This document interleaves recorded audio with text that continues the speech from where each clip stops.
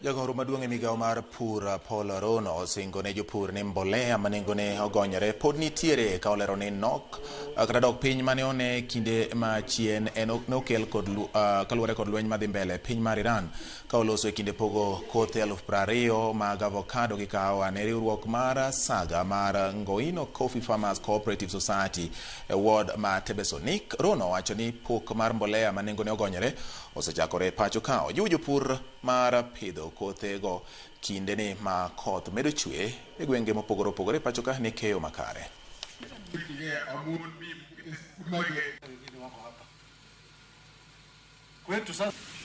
President alipotupanga kwa hii serikali alisema mpango ya kwanza ni kilimo, ndio liko hapo.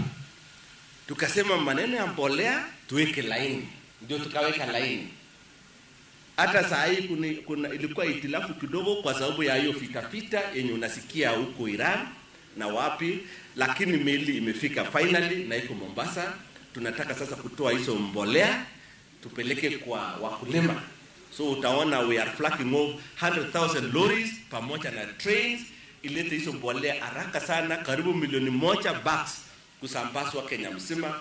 Na ningependa kuwajulisha wakulima wa Kenya ya kwamba hii mvua itaendelea, enda kwa shamba, anza kulima. Tumelete kila kitu, mbegu tumefupisha bei.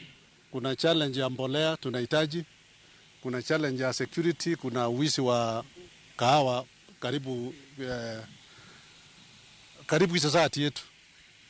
Na tunahitaji parapara ya kupitisha kahawa. Tunahitaji storage. Nyakoromogi jotelo mag siasa e kaunti ma Nyamira opogore paro kendo